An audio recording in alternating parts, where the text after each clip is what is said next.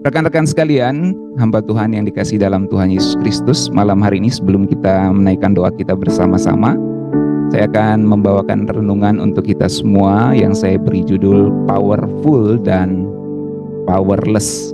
Salah satu dari banyak skill kepemimpinan yang harus kita miliki adalah kita harus pandai menempatkan diri kita, kapan kita harus powerful, kapan kita harus powerless. Di Yohanes pasal 19 ayat 10-11, menarik sekali sebab sebelum Tuhan Yesus disalib, ada percakapan menarik antara Pilatus dan Tuhan Yesus.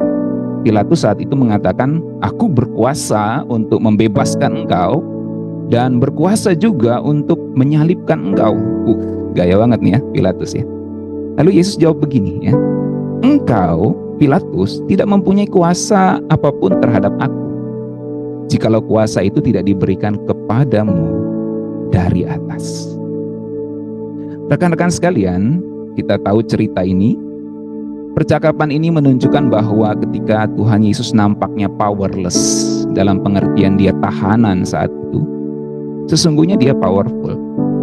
Dia bilang sama Pilatus seolah-olah dia mau mengatakan, "Engkau lihat, aku powerless saat ini, tetapi sesungguhnya engkau tidak mempunyai kuasa sedikit pun atas diriku." Jadi sesungguhnya Pilatus tidak berkuasa sedikit pun atas hidup Tuhan Yesus. Saudara-saudara, di salib Anak Allah yang Maha Tinggi mengatakan, "Aku haus."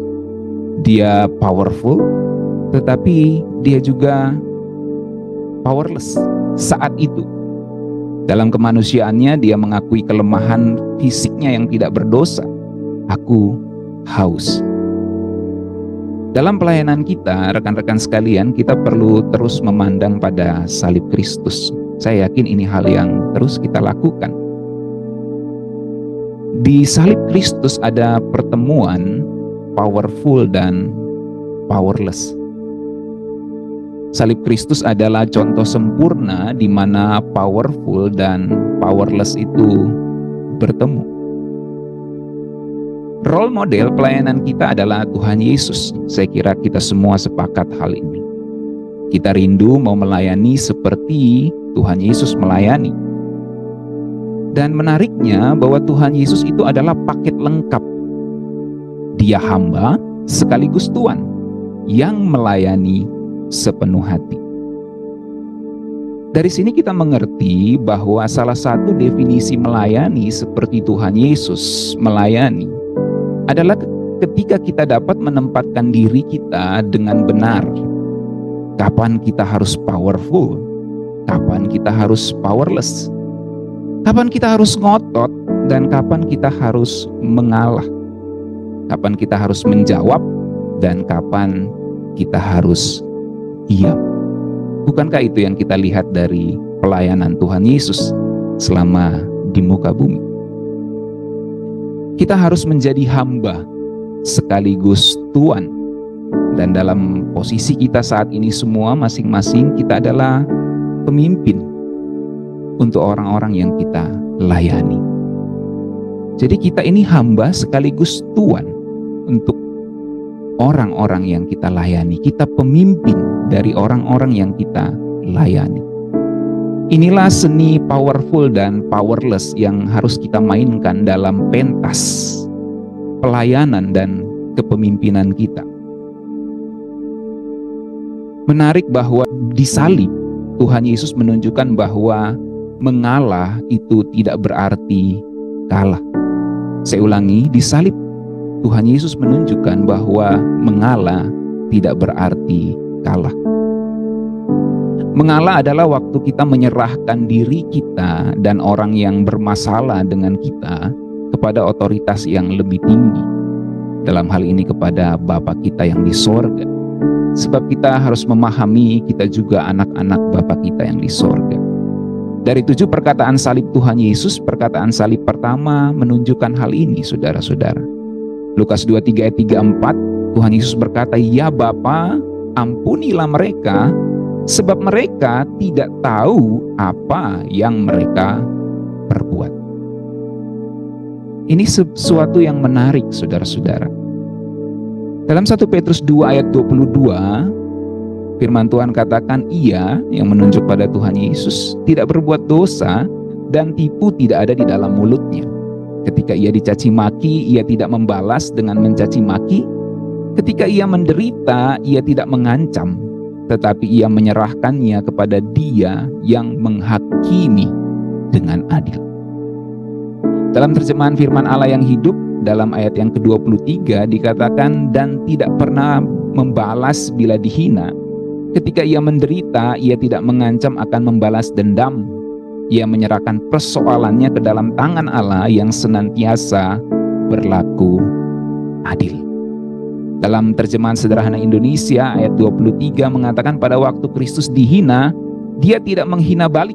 Waktu disiksa, Dia tidak berkata, awas, aku akan membalasnya. Dia hanya menyerahkan diri kepada Allah karena Dia tahu bahwa Allah adalah hakim yang adil.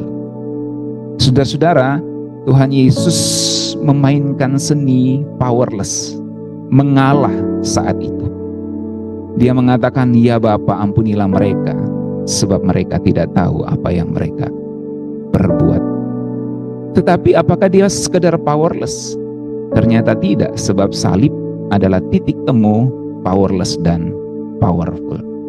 Kalau kita baca dalam terjemahan The Message, they call Him every name in the book, and He said nothing back. Mereka memanggil Tuhan Yesus dengan setiap nama dalam buku itu.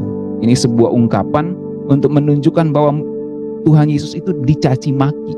Semua nama di buku disebutkan. Kalau ada kebun binatang disebutkan di situ.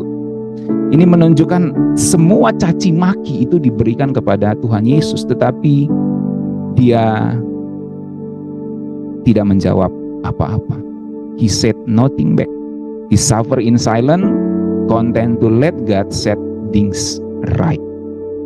Dia menderita dalam diam, puas membiarkan Tuhan mengatur segalanya dengan benar. Ada masa-masa di dalam pelayanan kita harus menyerahkan semuanya kepada Tuhan dan biarkan Tuhan yang mengatur segalanya dengan benar. Mengalah adalah waktu kita puas membiarkan Tuhan mengatur segalanya dengan benar. Puas membiarkan Tuhan memperbaiki situasinya. Content to let God fix the situation. Sama seperti kita ingin membawa HP kita ke service center, mobil kita ke bengkel, motor kita ke bengkel, kita puas membiarkan tukang servis memperbaiki segala sesuatunya dengan benar, dan kita tidak intervensi. Dan ketika itu sudah baik, Dia berikan kepada kita dan kita tinggal memakainya. Tetapi seringkali kita mau mengintervensi, kita mau mengatur sendiri karena kita tidak percaya kepada tukang servisnya. Dan seringkali kita tidak mau bawa ke tukang servis, mungkin mau hemat, kita mau pakai, kita mau perbaiki sendiri. Pada kasus ini, Tuhan Yesus memposisikan dirinya untuk mengalah. Mengalah bukan berarti kalah, tapi puas membiarkan Tuhan mengatur segalanya dengan benar. Dalam hal ini Bapaknya yang di sorga. Puas membiarkan Bapa di sorga memperbaiki situasinya, saudara.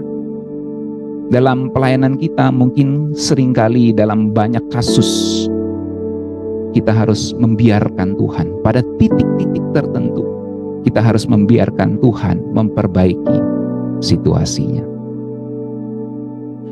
Dari salib kita belajar bahwa mengampuni berarti menempatkan diri kita lebih tinggi dari orang yang kita ampuni.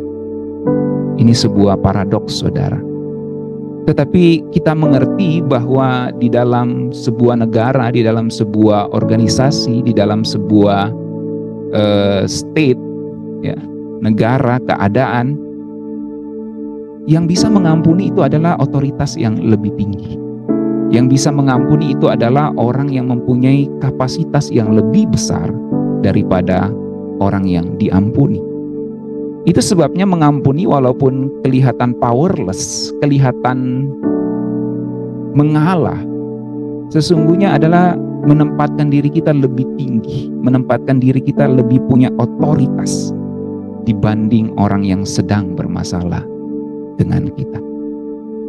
Meski terlihat powerless, sesungguhnya kita powerful ketika kita mengampuni.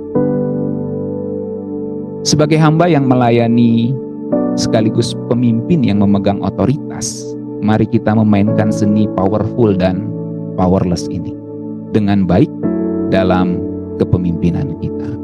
Saya berharap renungan singkat ini akan memberkati kita semua dan kita semua bisa mengembangkannya di dalam pelayanan kita masing-masing. Ada banyak kasus di mana kita harus ngotot, ada banyak kasus di mana kita harus mengalah. Bukan berarti kalah, tetapi membiarkan Tuhan memperbaiki situasinya dan menempatkan diri kita lebih tinggi daripada orang yang kita ampuni, yang sedang bermasalah dengan kita. Itulah yang Tuhan Yesus lakukan ketika dia mengatakan, "Ya Bapa, ampunilah mereka, sebab mereka tidak tahu apa yang mereka perbuat." Kalau mereka tahu apa yang mereka perbuat dan sengaja, biarkan Tuhan yang memperbaiki situasinya. Semoga ini memberkati kita semua. Selamat malam, Tuhan Yesus memberkati.